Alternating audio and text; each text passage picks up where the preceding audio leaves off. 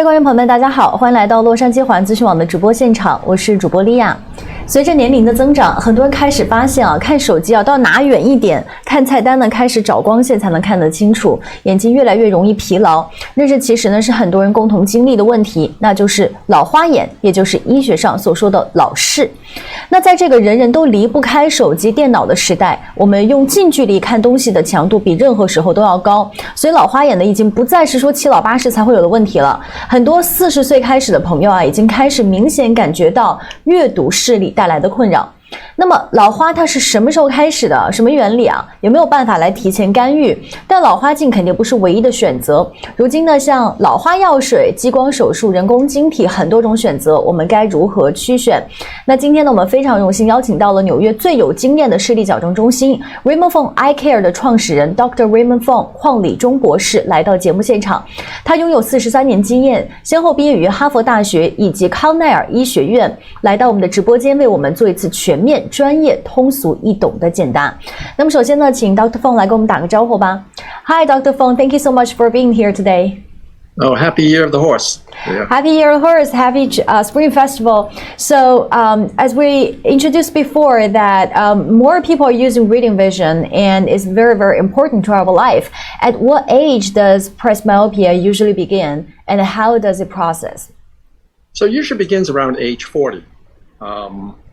And typically people don't really notice it until they do sort of notice that they have to read things in a brighter light or bigger print, bigger text. And then as you progress in age, just as your muscles, they get to tighten up and you're not as flexible. Okay, the eye is like a camera. So if you have a lens, okay, right here, and the light is trying to come in, see if I'm focused, comes in over here, your lens is able to accommodate. But as it gets older, it just is inflexible, and so it doesn't accommodate. So as you get older, that's when you begin to notice it more and more and more. Got it. So why it is so important to us? You know, it's like the myopia epidemic, the Gen Z, in kids. There's an epidemic of it, and it's environmental. But in this case, it really is more technologically oriented. Think of it. 20, 30 years ago, we didn't barely use any phones to text. We didn't text, in fact. We used phones. We didn't use as many computers or as much computers. So our reading was limited to maybe a newspaper or some magazines. Now, it's changed totally. Everything is close up. What we do with our iPhones, our computers, our iPads, everything is close up. Close-up vision is more important now than distance vision. And that's the difference. That's why people are noticing more. That's why there are more articles, people are more complaining about it than before. It's really the technological advances we have in our world. Got it. So what are the main treatment options at different stage? Because presbyopia does have the stage, when the age increase we're going on. Can you please describe with the different stages? Sure. So there's basically three types of treatment. Number one is eye drops, and that's been just recently approved by the FDA the last few years. These eye drops are actually nothing new. They're actually very, very old glaucoma drops, 青光眼, the 药水 that we used to use for treating glaucoma. And the way they worked was they shrunk the pupil down. And it's just like, you notice sometimes you want to see something better, you squint your eyes. Same thing. You're trying to pinpoint the pupil, and that's what the basis of these eye drops are. One is pilocarpine, the other one is carbachol. So these eye drops shrink the pupil and therefore increase the reading vision. That's number one. But there are side effects. First of all, it's temporary.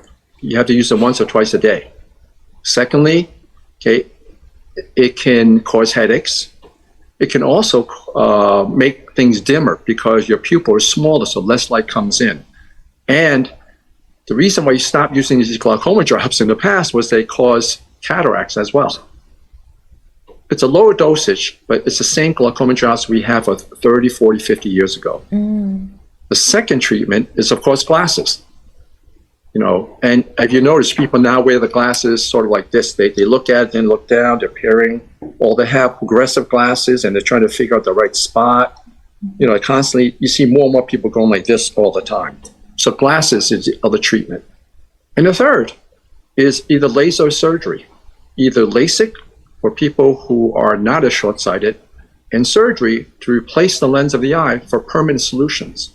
So those are the three treatment options we have now. Got it. You talked about the drops. Tell me more about drops, because it sounds like a new thing with the old script.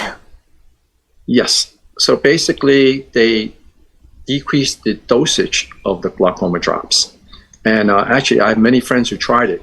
Again, the downside is that you put it in, it's temporary. You might have to use it once or twice a day. They're expensive.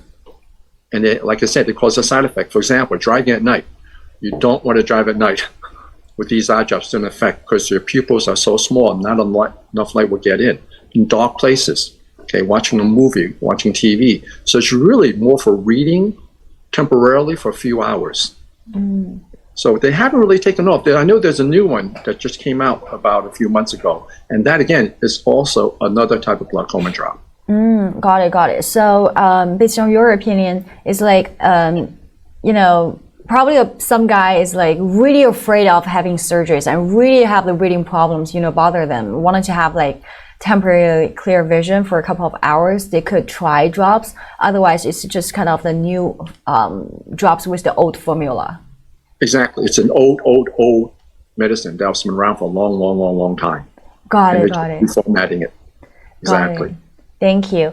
And also, we talked about like multifocal lens, and some people call it a refractive lens exchange, but you give it a better understanding name is a clear. So tell me more about the clear and the LASIK options. What's the difference? So the difference is LASIK is for younger people, but when you age about 40 or so, when we do LASIK, we can leave some near sight, so you can still see near. It's a temporary solution, but sometimes it can last for years and years and years. I'm a prime example. I began having short-sightedness at 41, 42. I was very nearsighted. When I had LASIK done, I specifically requested that they leave some of the near sight for me. So even though I'm 70 years old now, I can still do most things without the need for glasses. Now, it's also because I'm tall. What does being tall have to do with it? Because I can hold my hands further away. I have a lot longer range. So for a lot of Chinese, that may not be the best solution. But typically for LASIK, where you're beginning to become short-sighted at age 40 or 45, it is a good temporary solution to this. But the more permanent solution is clear, CLR. And I didn't make that up. It's actually the international nomenclature now that they use. And essentially, your lens is aging. It's not elastic. It's not flexible anymore. And with age also, most likely or very likely, you'll develop cataracts. Essentially, instead of waiting for the cataract to develop and suffering all those years, you remove the lens, same as in cataract surgery, replace it with a multifocal lens. The multifocal lens gives you distance, intermediate, and near permanently. So it's a permanent solution to this ongoing problem. Got it. So clear, which is a clear lens replacement, is essential removing your aging lens and replacing it with a permanent all-purpose ones. And you talk about like how does it work, but also like there's all kinds of intraocular lens and based on different people's condition. Tell me more about that. So there's different versions of these intraocular lenses. There's one that is gaining in popularity, although it's limited. It's called LAL, light adjustable lens. Essentially what that does is that you put the lens in, and then based on the amount of reading you need, you try the distance, try the intermediate, and if you don't like it, they use a laser light to change the refraction on it. It's limited because essentially you're not dealing with a multifocal lens. You're dealing with a lens where maybe you want some more intermediate vision, but you give up your distance vision. So it's called what's called blended vision, not so much monovision where you get more reading, but it's called blended vision. So some people like that. I'm not a big fan of it because, again, it's not a permanent solution. And you have the lens in the eye. You can't really replace that lens in the future. You can, but it's not very easy surgery. The other better one is a true multifocal lens. Multifocal means distance, intermediate, and near. It gives you the whole range of vision permanently. And that's the one that I recommend. Different surgeons have different recommendations, but I think if you look at the numbers, multifocal lenses are the most popular by far. Got it.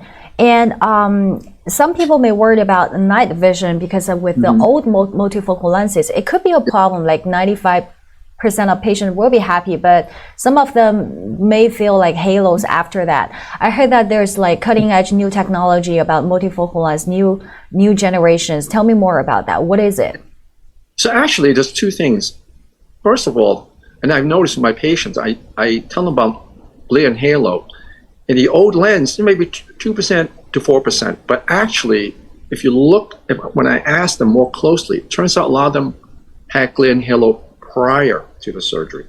So one thing I want the audience to notice is that at night, do you have glare and halo already? Because it may be pre-existing. That being said, there's a new generation of lenses. For example, I prefer Alcon. They came out with Panoptic Pro, which decreases the amount to maybe less than 1%, 2%. So night vision, glare and halo is much, much less of a problem. And just to be safe, and I'm going to be totally conservative, is someone has to drive at night. If that's the most important thing, if you're a nighttime driver, then I would not recommend it, because even that 1% chance, you may not be happy. But for most of us, it's really daytime vision that we're concerned about, and maybe occasionally driving at night. So for most people, it is the procedure of choice, using a multifocal lens, and the newest generation, the Panoptic Pro.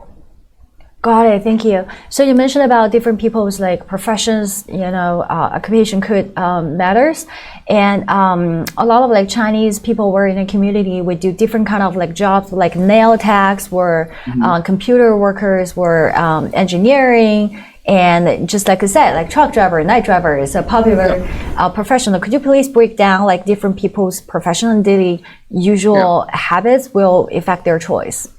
Yeah, so basically it becomes very individualized. It's not a one size fits all. So what we do here in my practice is that we base the calculations and the power that we put of the lens that we put in based on your occupation. Give an example. If you work in a nail salon, okay, you need very, very close-up vision. That's what you really want. So what we do is you calculate it to give you more than near vision, less of a distance. Somebody who is an accountant, who's always on the computer, for example, we might calculate to give you more intermediate distance. The reason we have to calculate it is that we're making it so that you have to give up something to get something. Not a lot, but we want to fine-tune it. So in a way, it's almost like light-adjusted lenses where we try to fine-tune it to the person. And after the surgery is done, when we fine-tune it, if the calculations are maybe they want more near or more distance, we then use a laser, doing LASIK or LASIK, to fine-tune it that way. So we have to adjust. It's really individual, occupational.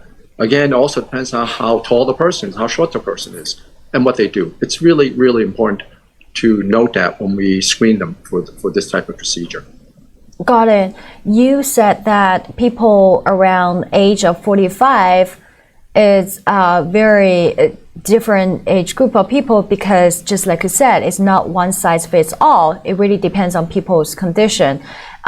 What could be the difference? I mean, plus like person A and person B, what could be different based on your observation in your daily life, like seeing patients?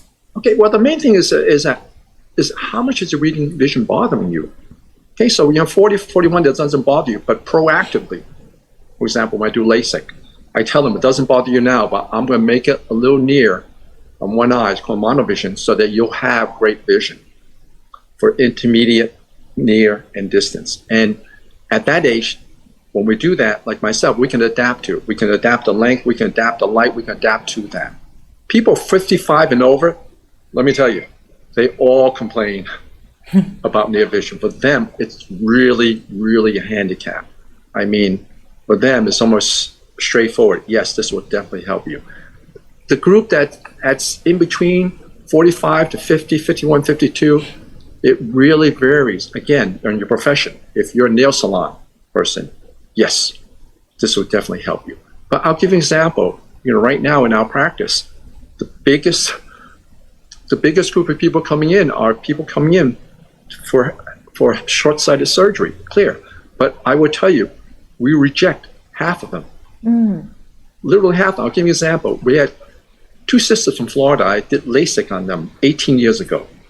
At that time, they have full distance correction. Now, one is 51 years old, one is 48 years old. Okay, now they flew in, they want to have clear surgery. I rejected them. Why? First of all, the LASIK was perfect. They still have 20/20 vision. Okay? When we tested them for near, the near vision was still pretty good. So it's any surgery, it's great surgery, it's fantastic surgery, but when it bothers you a lot, then have it done. If you're a nail salon, it bothers you a lot, have it done. If it only bothers you a little bit, make a bigger text size, brighter light.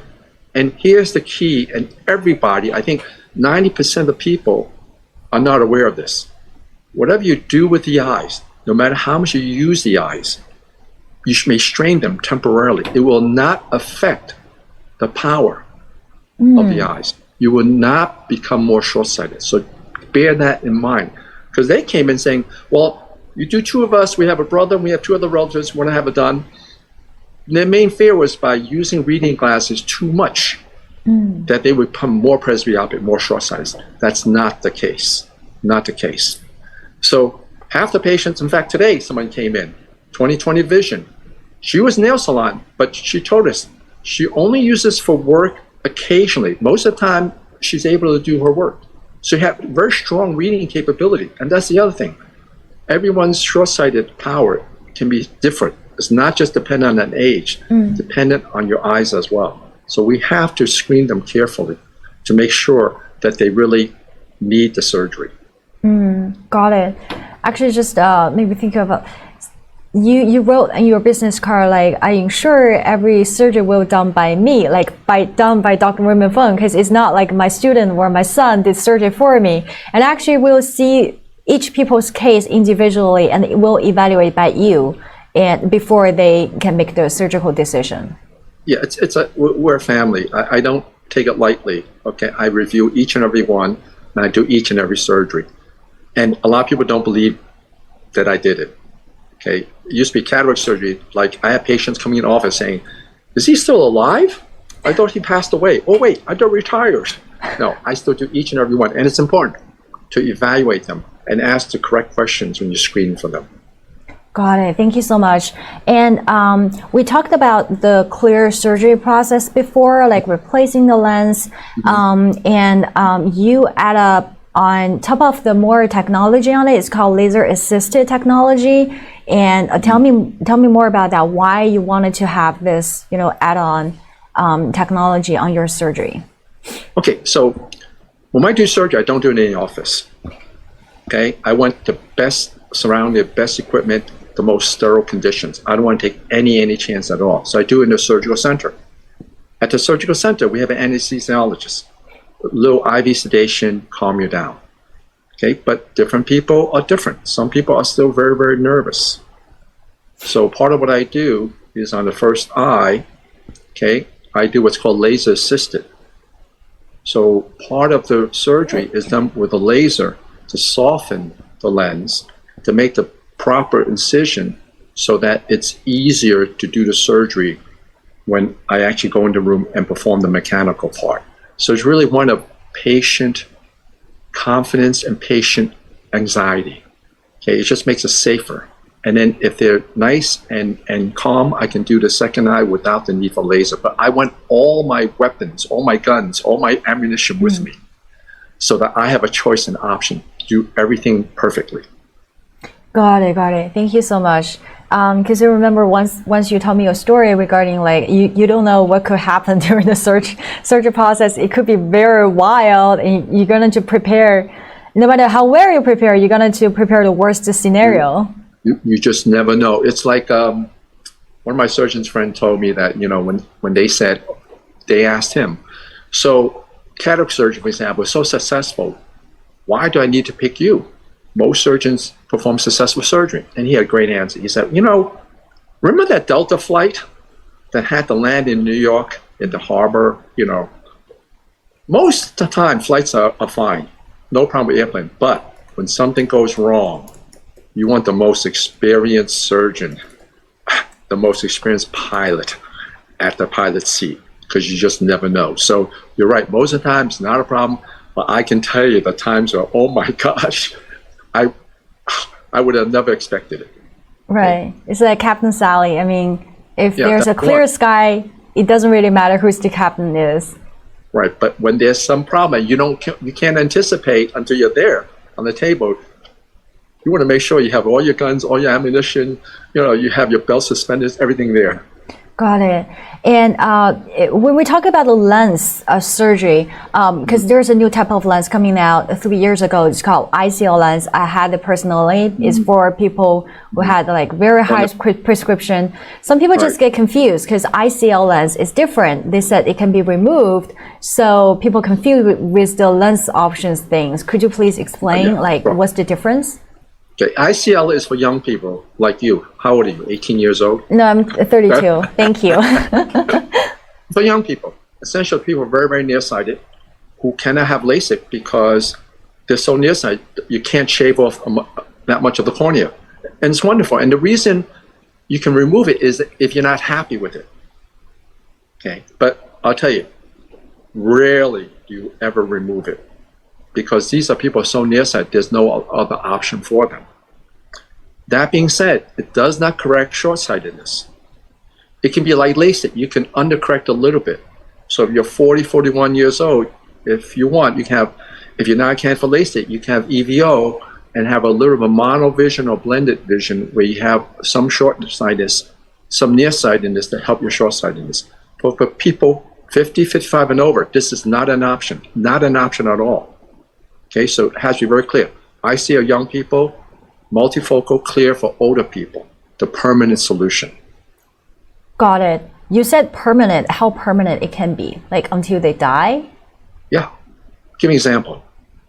My mother, and I think I've said it in some other videos, she's 97 years old. Every Tuesday, I go to Chinatown, have dinner with her. She had cataract surgery. She had the first generation multifocal lens put in about 17, 18 years ago. She has eagle eyes. She sees everyone in the room. She looks across. She can read signs against the wall. She can read the menu. No glasses whatsoever. Wow. So it is permanent. And the reason it's permanent is that your lens, your natural lens, doesn't get any more rigid. It's gone. This robotic lens has already the distance, intermediate, and near built in. So you can read from distance, intermediate, and close up, near. It's permanent. Got it, got it. And can multifocal lens or the intraocular lens being replaced or removed? It can be removed, obviously, because you're losing a natural crystalline lens. But what about removed? What about replaced? Like replaced with another version, something like that? Not that easy, because what happens is your intraocular lens goes in and then it scars. Your eye naturally scars around it to keep it in place. So yes, it can be done. And I think in the future, we'll probably have technology that make it easier to remove and replace lenses. But for now, if you're looking for a solution, this is wonderful. There will always be advances. Computers will advance, AI will advance, iPhones will advance, but it's pretty good already. If you want to wait another 10, 15 years, be my guest. But if you want the solution now so you can enjoy the rest of your life free of glasses, do it now. Got it, got it. So your practice is one of the most busiest vision correction center in New York. Actually, your clear patients doubled in the last year. So have you ever seen like a notable increase in this type of the procedures and over people 40? Yeah. And how has the trend influenced your perspective? It's amazing. I mean, this is faster growing than my LASIK population. Okay, these are people, usually 50, 55 and over.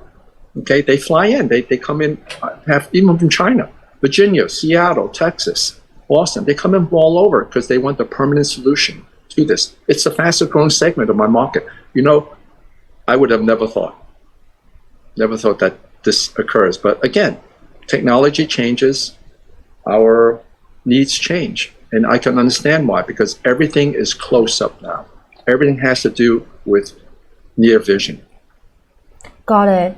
And for young people who like me, we still have options like wearing glasses. So why wearing reading glasses is not really a good option for people who over like 50 or 55?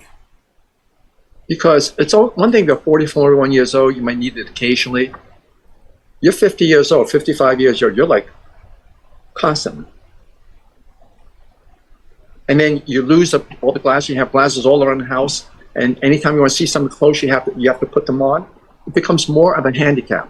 So it's a handicap that becomes more and more prevalent and more serious with time.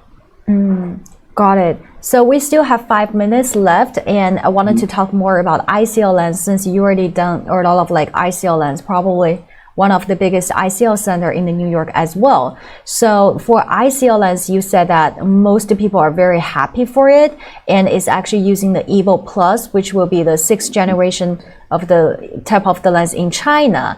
And tell me more about ICL patients. Like how did the lens change in their life? I'm surprised, flabbergasted by the results we get. I mean, literally, it's a 5 to 10 minute surgery each eye, topical anesthesia. The next day, they get 95% of their vision. These are people who are wearing such thick glasses, 1,000 power, 1,500 power, 2,000 power.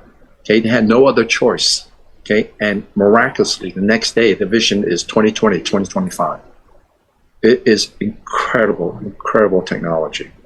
Okay, and actually, this is also a 2nd generation ICL. The 1st generation I trained in about 15 years ago wasn't that good. They've made dramatic breakthroughs in this technology. Dramatic. Got it. Wonderful. Thank you. And is there something else that I didn't cover, but you wanted to like mention about it, like some misconception or misunderstanding, you wanted to talk about it? Yeah, again, I want to emphasize those 2 points. You know, we reject half of our clear patients because it's like having a bad knee or maybe a knee that hurts you. You don't have to have surgery immediately.